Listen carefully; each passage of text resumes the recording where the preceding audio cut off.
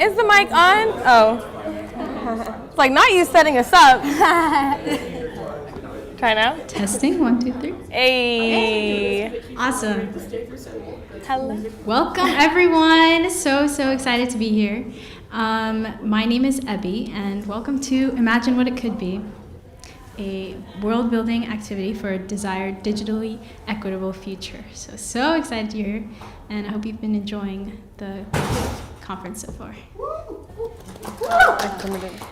So a lot of the time when we think about building our future, we might think about ways of adapting kind of parts of our present world into ways that will look more to improve it. So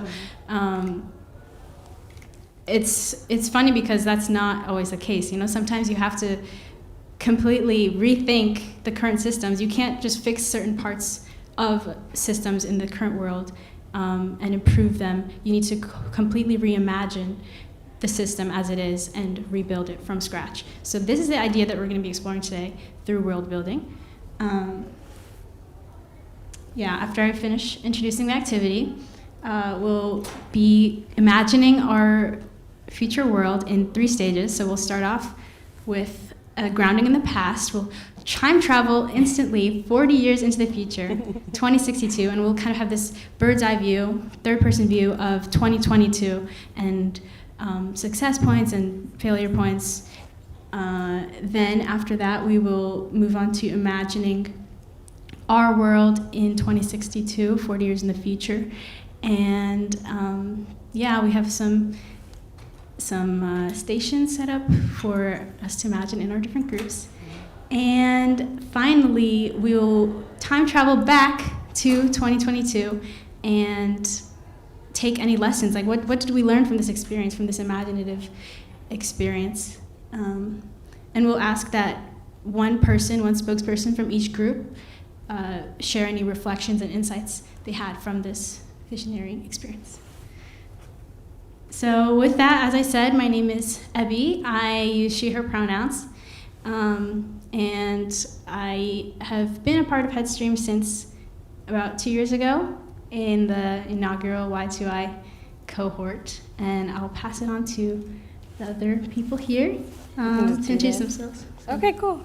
I can go next. Hi, y'all. My name is Sabrina Abdallah, and I'm a part of the Headstream, the infamous Headstream team. And I lead most of our youth program or portfolio. The group of young people on stage right now are with our youth consultant program. I mainly lead our youth advisory board program, and I'm really excited to be here to just really hold them and give them the space they need to shine. I'm going to basically be a co-facilitator here on stage. I'm not leaving from this area. And so when we break up into those 3 groups, you're more than welcome to join me on here or the other youth consultants at their respective areas.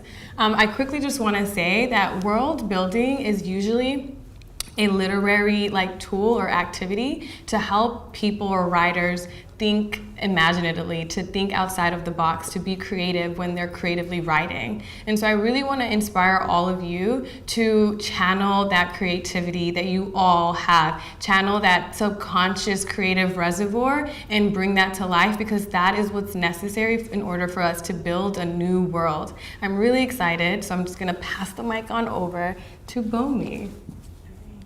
Hi everyone, my name is Bomi Ayindipo, and I have been with Headstream for 2 years now. I started off with their Y2I incubator, where I worked on an affirmations app with some people here. I'm really excited to get to know you all today and kind of imagine what a new world will look like today, so I'm excited. Hi, I'm Harini, she, her pronouns.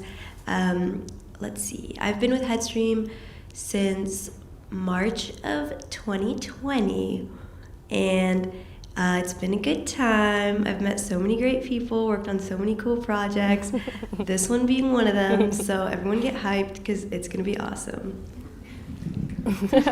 I'm Monica Price, and I'm the coordinator, the person who's helping run the Y2I consultants here and working with the partners as well in those projects. And so I want to just give a big whoop whoop up to the women here up on stage, the consultants. They've designed this whole session today, and so Sabrina and I are supporting them in running this. So I think with that, we're about ready to move into groups. You're going to do it? All right. Just one clarification before we move into groups. So we're completing this world building activity in the context of digital equity. And so digital equity can mean a lot of things. And by that, we don't necessarily mean like expanding technological access, but instead equity in digital spaces, in online spaces. So what will an ideal online space look like? One that enables well-being, one that creates belonging. Mm-hmm. So this is the idea that we want to explore in the context of our activity.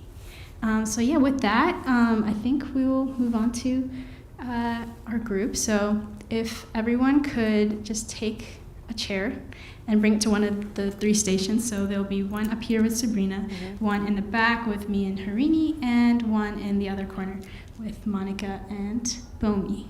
Cool. Yes. Awesome. Let's go. Yeah. If you want, you can leave the mic here, and then whenever we're switching, you come back. Cool. And then you'll introduce after everyone.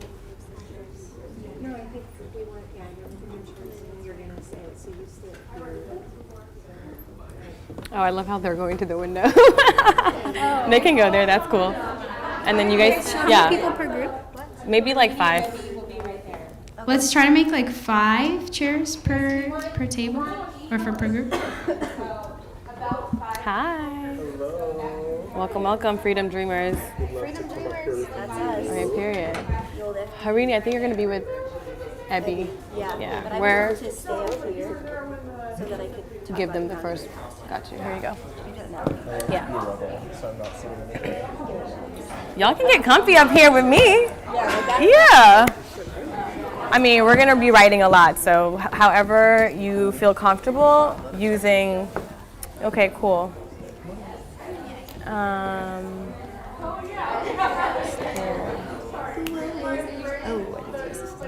You got this.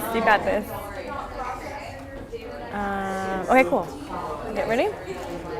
Okay, is everyone all settled in their groups? Sure. Yes. Just follow your heart. You can join maybe the back group over there. Okay, so as everyone's getting settled, you might notice that there are some large sheets of paper next to you, and I'm going to explain what one of those is.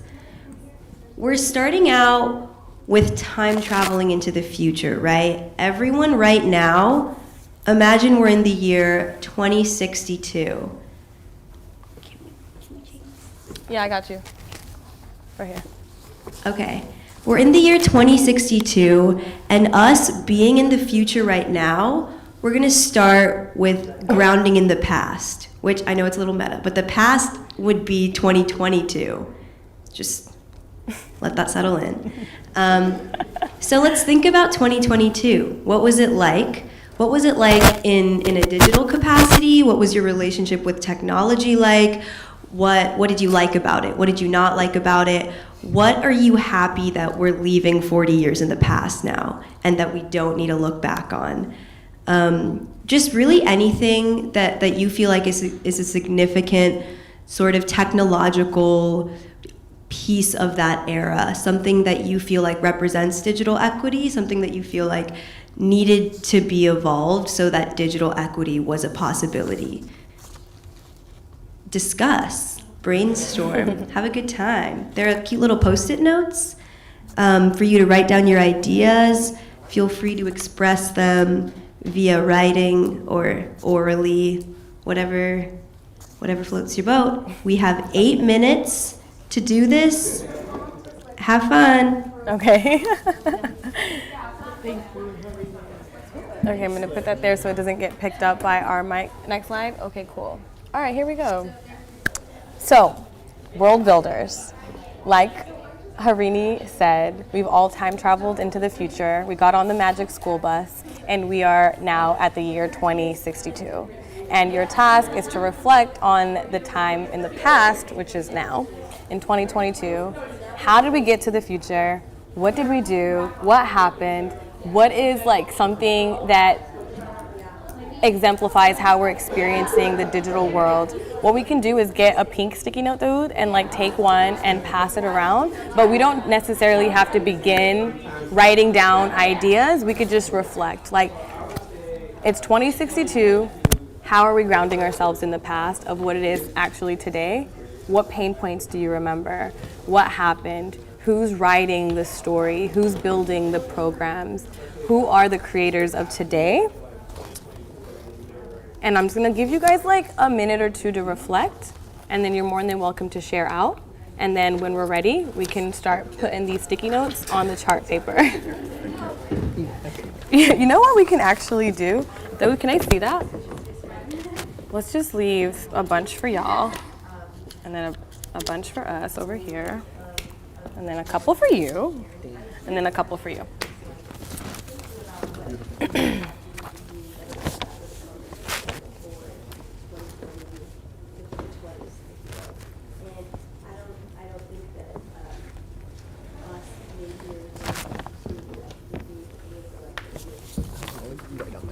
Okay.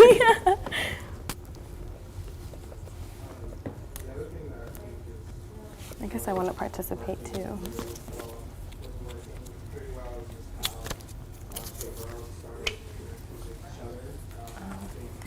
Austin, can I have a marker?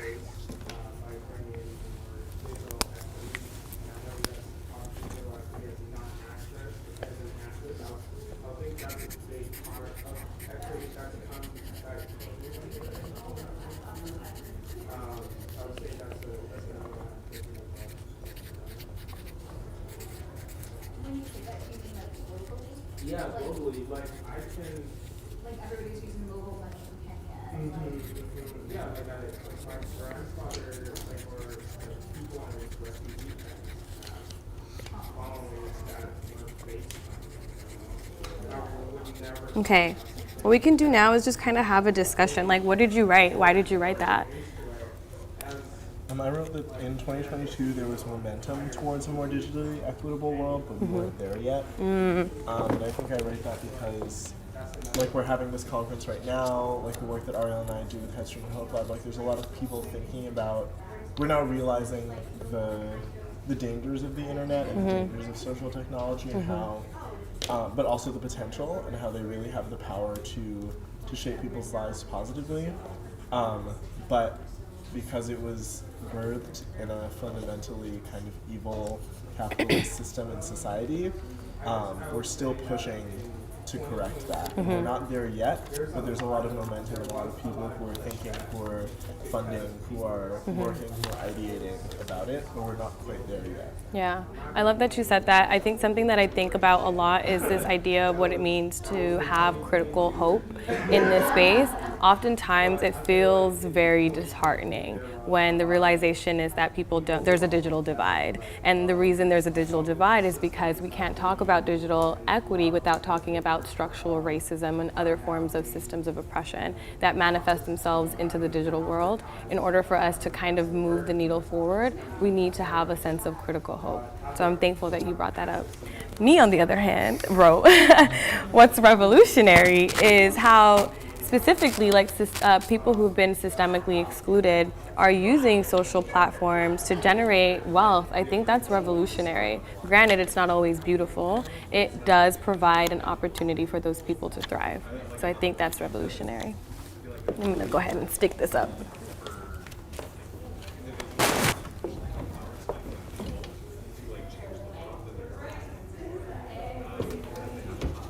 I can go next. I wrote in 2022, tech building didn't include youth in co-creation the way it does now. And kind of the way I think about that is almost like a very, I really like what you said about like critical hope for the future, in the sense that like I want these pieces of technology, like every single time a new tech thing is built, young, diverse people are included and consulted and listened to before it even would think to go to market. So that for me is like very important. Yeah. Let me put that up for you. I mean, you're more than welcome to. But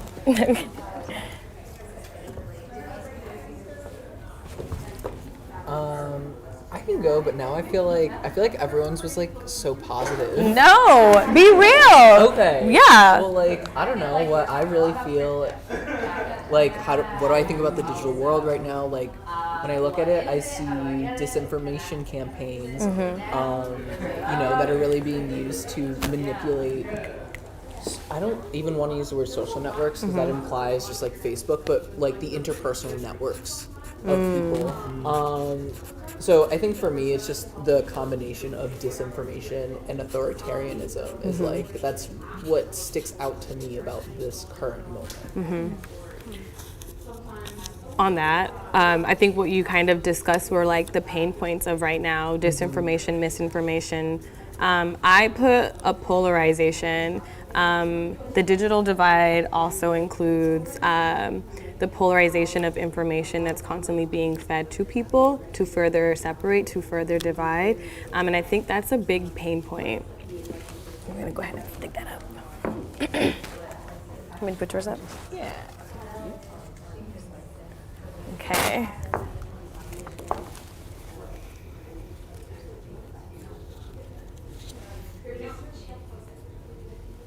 I'm almost done. It's all good. It's all good. While you're finishing that up, I think that also made me think about,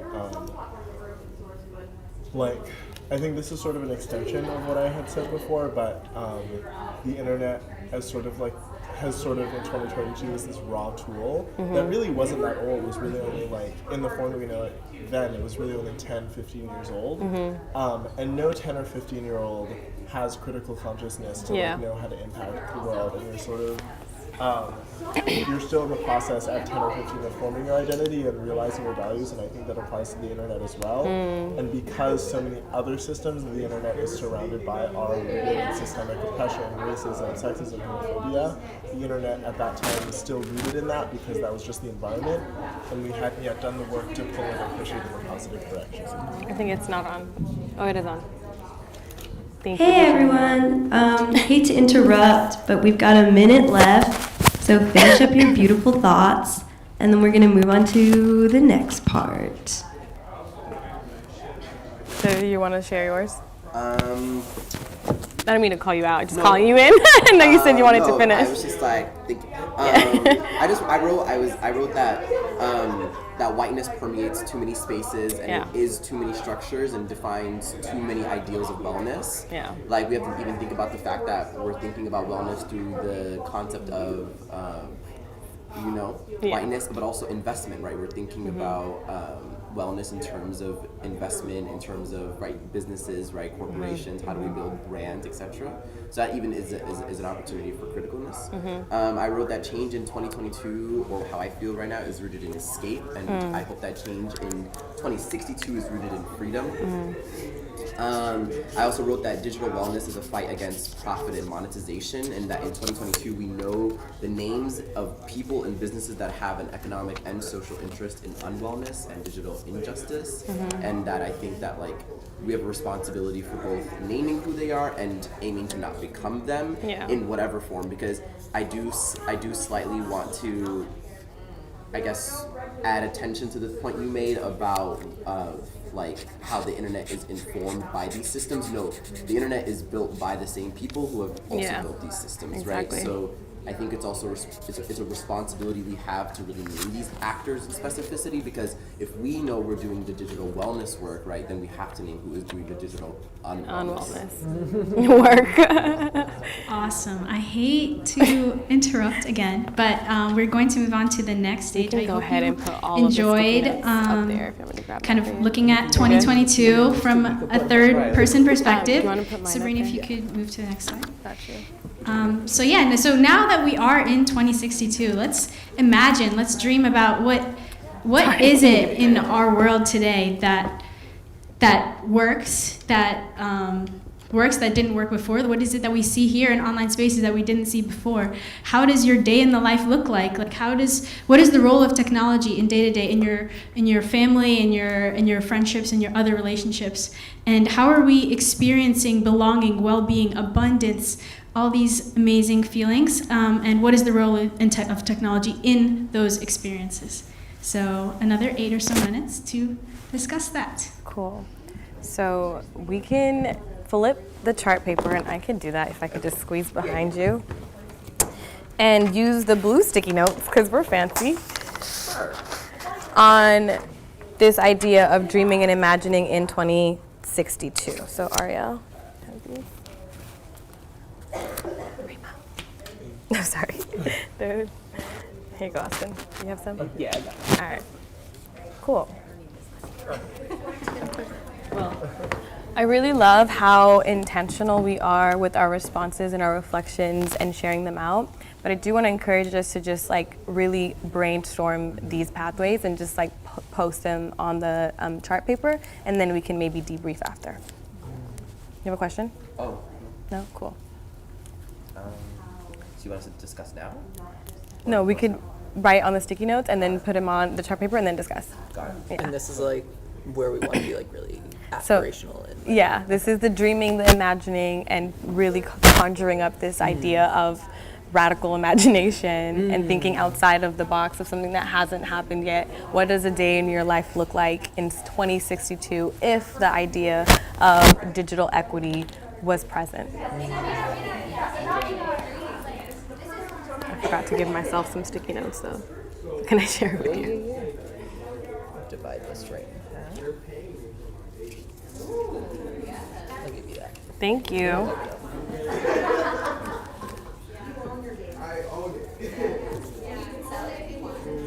That was literally my idea, owning data. Data's mine.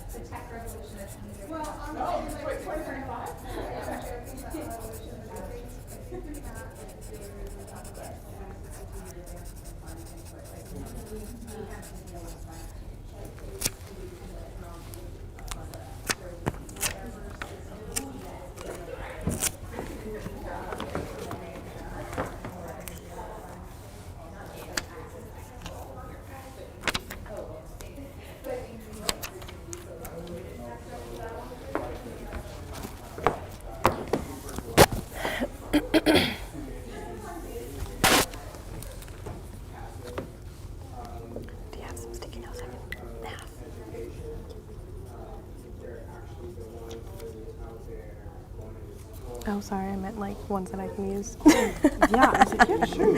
You can have Thanks. Here you go. I didn't mean to take all of them though. I have. Okay, cool.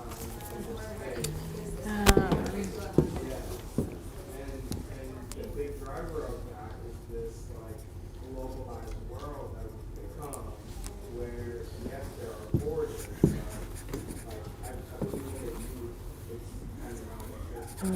Now we operate with a new language that has created of these, online communities.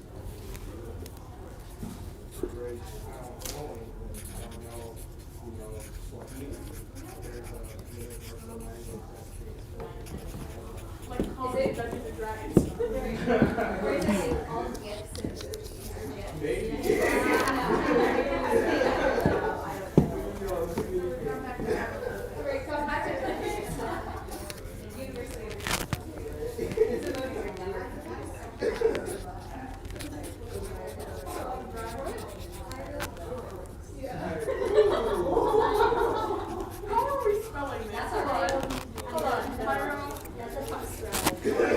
Okay, maybe now we can begin to share out, what did you write? Why did you write that? And what are some, I guess, immediate reflections that are coming up for you now? I love that I never need to like charge anything, and I never like I used to have this phone that I would use constantly throughout the day, and now it's always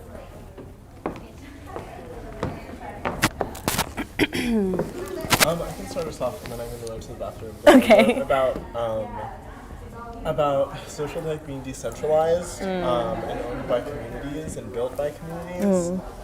So there should never be a single source that's disseminating a platform. It should be like a network of platforms and online spaces that are owned by the people who occupy and operate them, and are designed in an ecosystem where they can interact with each other in generative and positive ways. Okay, we've got about 1 more minute left. Just putting that out still, there. Like, preserve like happiness and Keep talking. Bye. To add to that, what I wrote is like how tech is used to build and connect communities, and also we are not using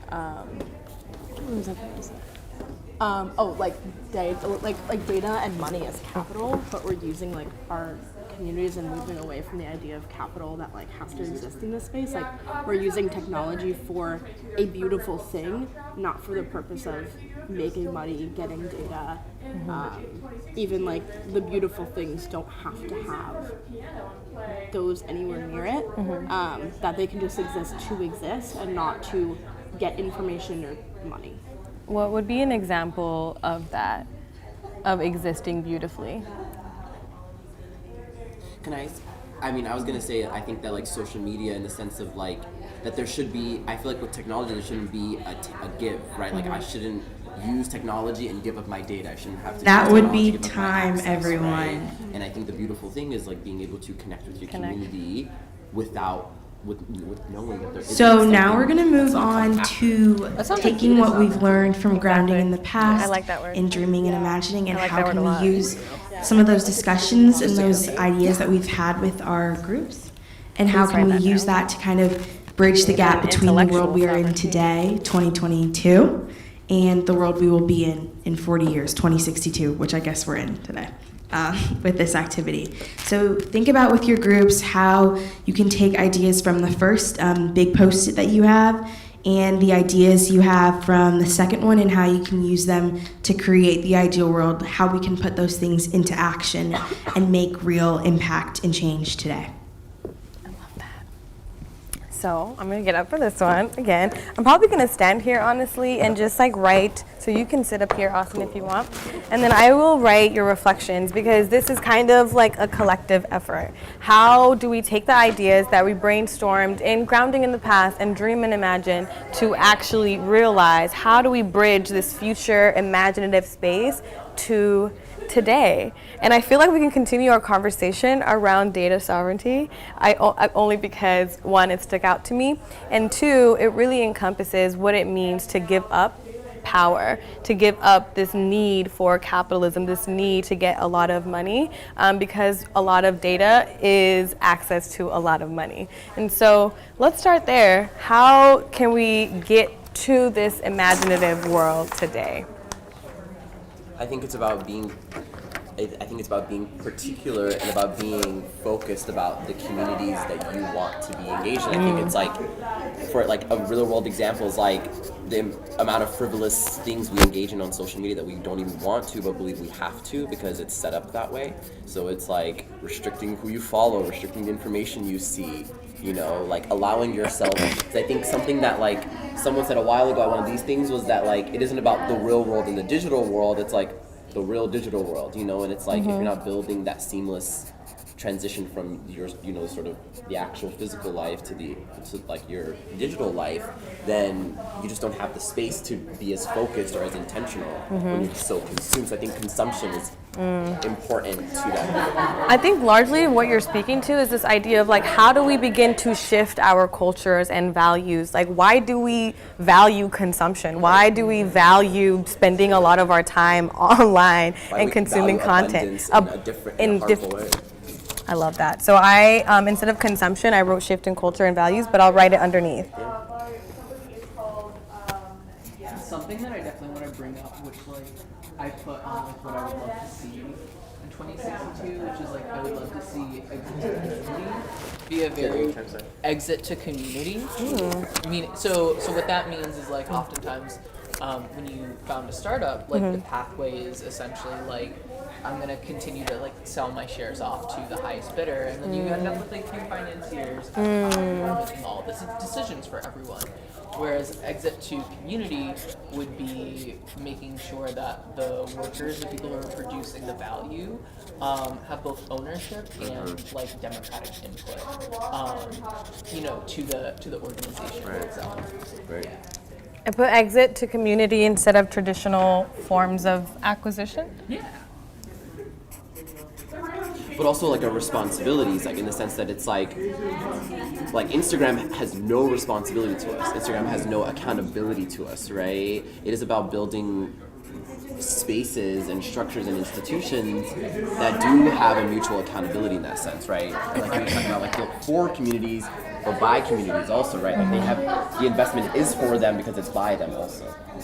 So oh, sorry, go ahead, Ariel. Like talking about things like considering those things that we actually important. Going back to like the consumption conversation, right? Of like why is it important to have data? Like why is that something that we actually need? And like is there a way that we can build something that does not have that? Or if there is a real genuine need, figure out another way to do that, or one that protects privacy. Like if there's something that you actually need to do, like one of the apps is talking about like they have like therapists on their app. Like if you need some kind of tracking thing for that, then that's one thing. But like we need to completely reinvent the way that we track people across the internet, because I think it is only digging ourselves into a further and deeper hole that does not lead anywhere except into more capitalism and consumption. To me, that's like regulation. It's one of the big building blocks that we really it's ridiculous. I was gonna say like it's also in this 2062 world, we should not assume that we're devoid of bad actors. So it's like, Absolutely what not. does it mean to protect our communities against?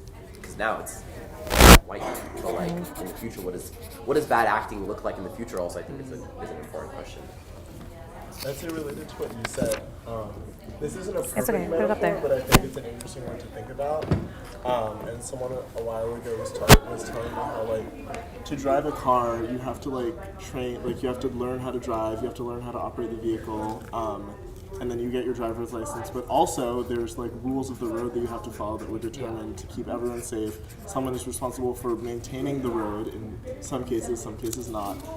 Someone has to paint the lines on the road, someone has to make sure the road is safe to drive on, someone has to regulate the cars that are being made. And so if all of that regulation was not necessarily government or corporation determined, but community determined, and then also applied to technology and social technology, I think that's a world that I'm envisioning where like community determined regulations apply to the technology and to the platforms and to how people engage on the platforms, and that sort of comprehensive legislature is not the word that I want to use, but I'll use it like as a verb. Yeah. So like legislature around the internet and use of technology that is community determined, so that every aspect is designed with safety and authenticity and positivity.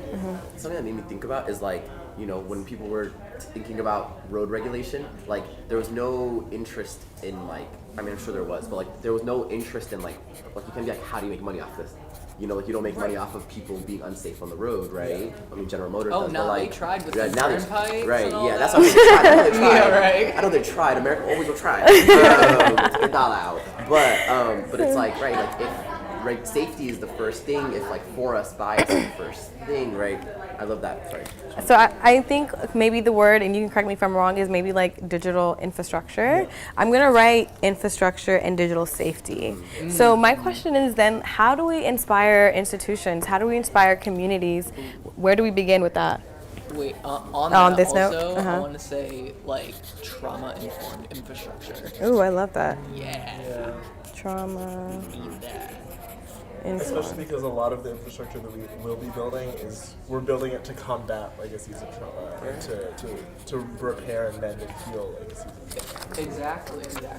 And the other thing that just comes to my mind, which there's so many things that could happen, but ultimately I'm like, climate change is going to cause a lot of trauma for a lot of people, and like we got to plan for that. Yeah. So I don't know your name. I just wanted to invite you in. Like, if there's anything you wanted to add.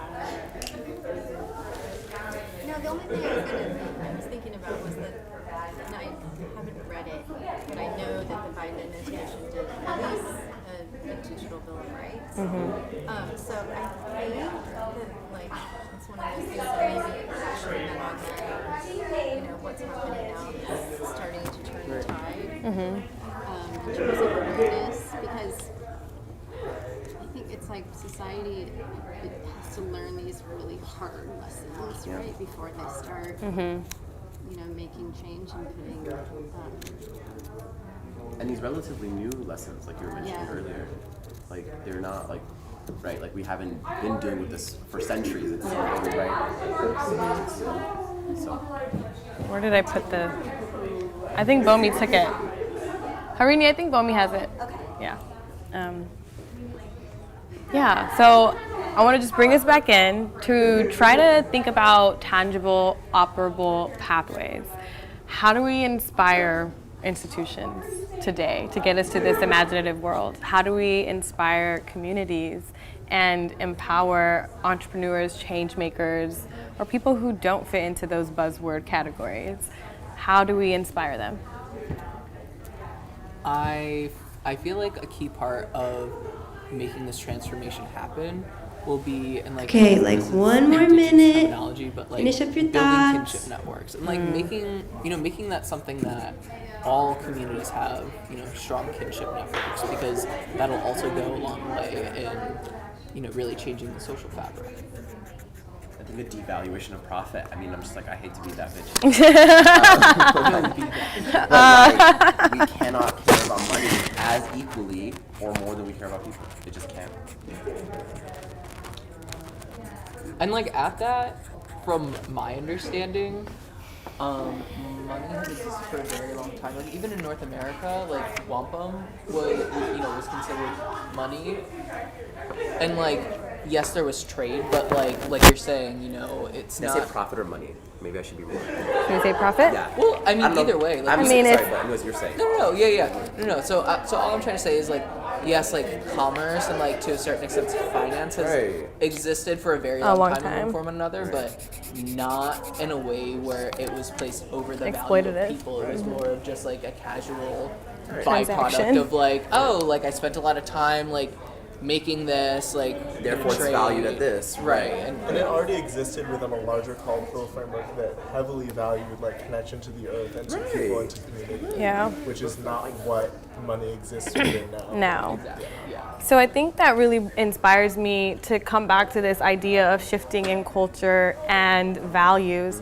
A lot of that is, how do we make space for indigenous knowledge? How do we make space for other forms of knowledge systems that can allow us to shift this idea of the way that we consume, the way that we value certain assets? And so I'm really thankful for all of you to spending some time and sharing your intellectual property, your sovereignty, your intellectual and autonomy, like your agency. And so I'm really excited. I don't want to end on this note. Did she say we had to end, or am I tripping? No. Oh. No, you good. One more minute. She said 1 more minute? So, I mean, on that note, like, I am really curious to hear your thoughts. Wrap up your final Really? thoughts. We have final thought time. Okay, actually, I'll stop right here and I'll just say, if we can have one spokesperson, I think what we're going to do is share out. When you're one done, spokesperson that's not everyone me, make to sure share to out pick kind of like what we discussed, anything that stood out. I know there's for a lot your- on for your here, little so maybe you group, can speak from your someone who can perspective and what come your takeaways and are feels from this comfortable session. sharing some of the ideas that you came up with, so that we Can I can nominate you? just discuss our discussion. Take a David space, would though. like it. Yeah, if David would like it. I wouldn't mind it. It's dope. Do you go by David? Oh, I was. No. Yeah. Oh, is it? Oh, It's Dode. Dode. It's Okay. David. It's a VI, I get it. Okay. thank Also, you. it means David. It's so the same thing, yeah, Okay. but in a No. different culture. I'm happy to. Cool. Wonderful. Can we continue? Yeah, let's go back. Oh, you want to review quickly? I just want to make sure I captured the right thing that people say. Okay, cool. I mean, yeah, but we talked a lot about a lot of different things. So that's why I want to say, just speak from your perspective of your takeaways from this session. So the first part was on grounding in the past, which is essentially right now. You talked a lot about like experiencing the digital world as a form of escapism. We talked about disinformation and polarization. We talked about some good things and revolutionary things about today in terms of social wealth and building wealth for systemically excluded populations.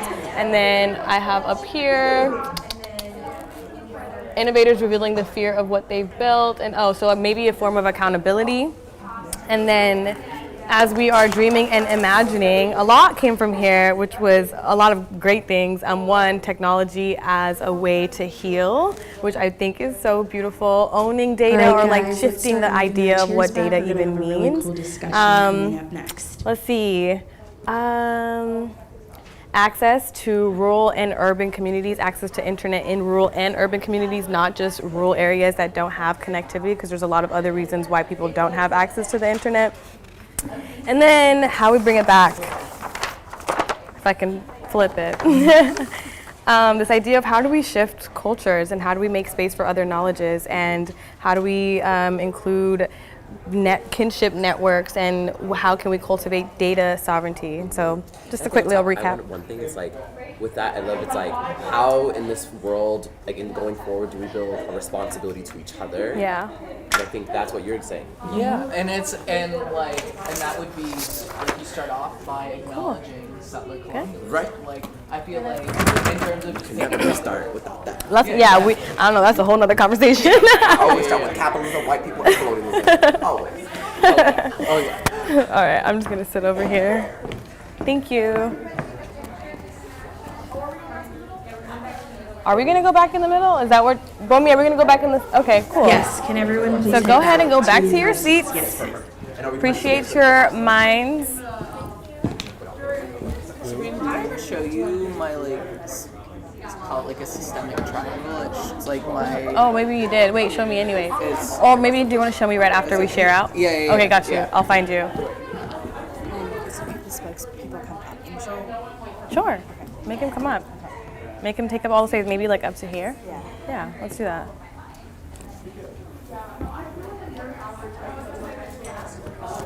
Do we phone that? We all need to be up here. Do you want to just do it? Yeah, just do it. I'll do the slides. Yeah, call them from wherever they are. Mics, we have a couple up here if you don't. Yeah, can we have?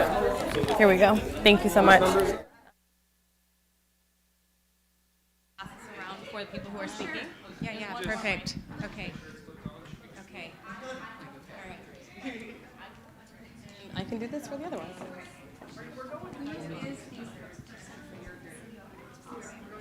Who's this? You're for that. Yes. I'll give you this. Everyone. Let's take a minute to think about the conversations that we had in our groups. Think about the Post-its that you put up and the meaningful ideas that you had about the new 2062 that we could build. Each of you guys should have nominated a spokesperson to kind of speak to the biggest and most monumental ideas you had. Is any group willing to go first? I'll start. So, we started a revolution, a tech revolution in 2035, led by digilantes. There's our digital vigilantes. But yeah, so some of the biggest things that we got from 2022, being back in 2022 was super weird. But big tech was running everything. I think data was some of the biggest topics that we talked about, who owned it, how it was being used.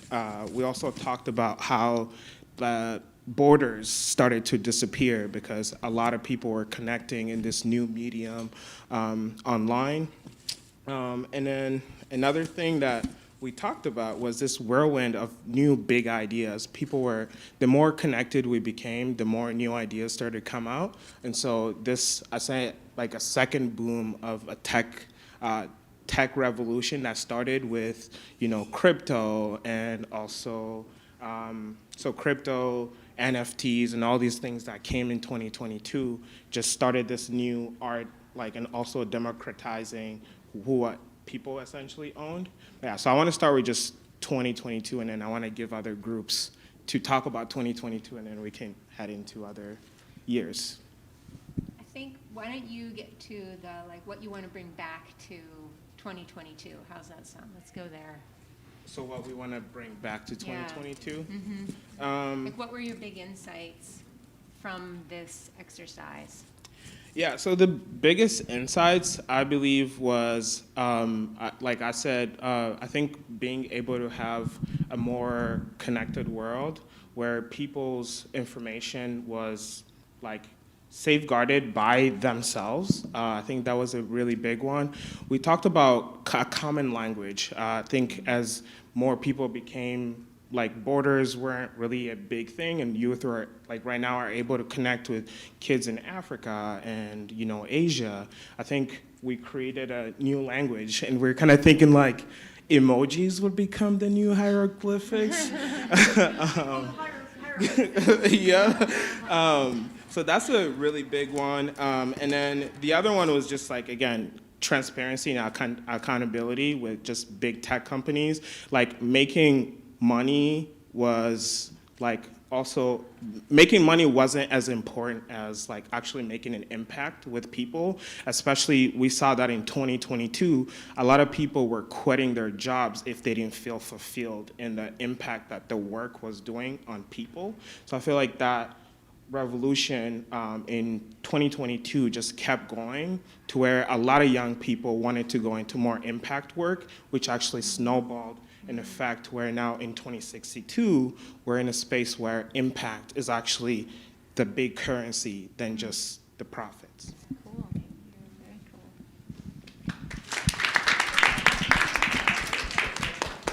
That was a lot of great insight. Did any of the other groups have similar monumental pieces that aligned with some of the conversations they had, or did any of them want to share a different perspective that they had on the new 2022? Sure. I can share some of the thoughts that our group came up with, and I think naturally there's some overlap, and then there's some differences too in the conversations that we were having. We kind of noticed when talking about 2022 in general, there was 4 sides to the coin. There is good things that came with technology, including the accessibility of content, being able to kind of learn new things, maybe identifying with new communities. But there's also a lot of negatives that we discussed. Some were just feeling overwhelmed and exhausted by looking at the technology all the time. I mean, we were locked in our houses. What else were we going to do? I feel like before the interaction that we had with social media and even big tech in our life kind of changed just by being inside, and the internet and technology being the only way to connect with maybe other people, ourselves, and just things that excited us on a day-to-day. So there were some negative feelings of not feeling good enough because of those things. And also an increase, we talked as a trend, an increase in monetization of content, as more people got on the internet due to the pandemic and on social media. There's an increase in influencers and content being created for money and content being created for corporations that we no longer really had access to control. One of the examples that we used in our group is before, if you wanted to see a YouTube tutorial or a makeup tutorial, you'd go on YouTube and search a makeup tutorial and find what you wanted to. Now it's you enter TikTok and it's whether you care about it or not, if it's viral, you're going to see it and you're going to learn about this thing. So it's kind of this overload experience that we had, and this notice of disinformation coming with the money, coming with these incumbents or agencies of power in the tech world. So that's something we noticed with 2022. and I can go ahead and share our 2062 and sort of the insights that we learned. So 2062, we tried to look at it in a more positive way. Like, how can we use this technology to improve overall health of people, overall well-being, increasing communities. So some of the stuff we even talked about is technology just in a whole different way of preventative healthcare and stuff like that. And so we think, I think our main insight is how do we get an idea of where the money is right now with technology, where the power is, and where should it go, and kind of building this idea of economic equity, and that's what would be actualized in 2062, hopefully, because, the money will follow where the trends will follow, and if we use the technology that we have access to, and the young people that now have access to technology and creating the content, because content creation, we kind of came to a consensus of isn't the issue, it's about who's getting access to it, how is it getting pushed onto us, is it bad or good, these are the issues. So using that as a push for the good, and that money will hopefully follow where the good is, and we have creations like how the innovators shared today. If all that money is going to ideas like that, then yeah, we're in a good place in 2062. So yeah, those were our main thoughts. And if anyone from my group has something else to add. Cool.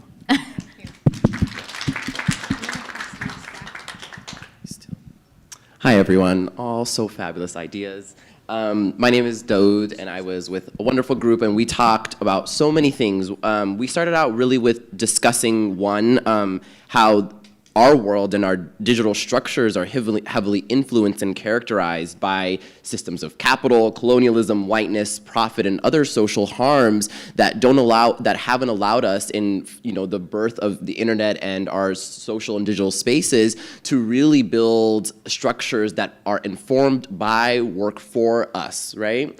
So we envisioned a 2062 that is characterized by a couple of things, right? We talked about agency, particularly with the choice we have in how do we show up in these spaces, what spaces are we showing up in, what spaces do exist, and what spaces will we not allow to exist, right?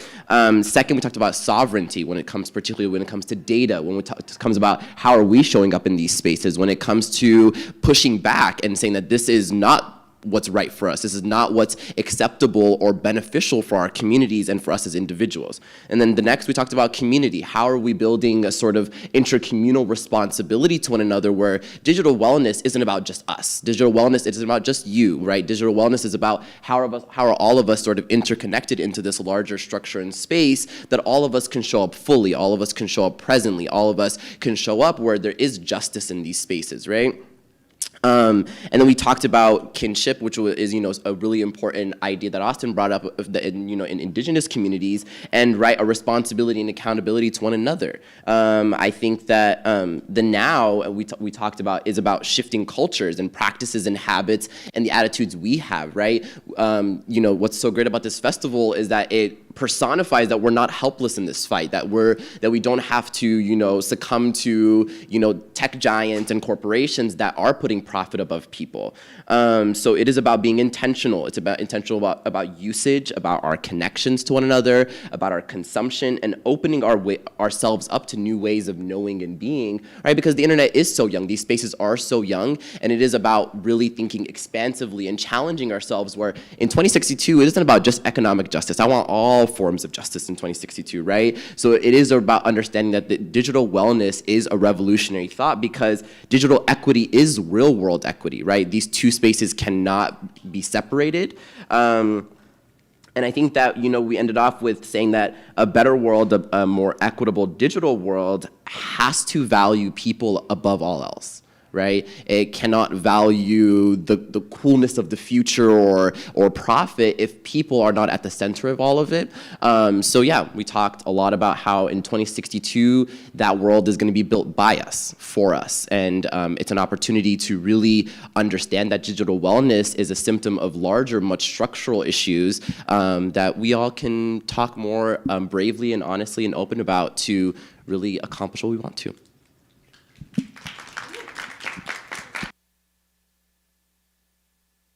Oh, thank you guys all so much. That was great. Some of the key things that I heard from all three groups was that in 2062, right now, we need to decide how we can have institutions value us. I loved what you said. We are not helpless in this. And I think we all have the agency and the power to spearhead action and make 2062 a new world. Yes. Can I just improv here and just say real quick on the topic of how are we going to make this happen? I really just want to bring to the forefront the idea of exit to communities because we've talked so much about making sure people have agency and sovereignty over the labor they're doing, over the value they're producing, and it's how do we actually get there?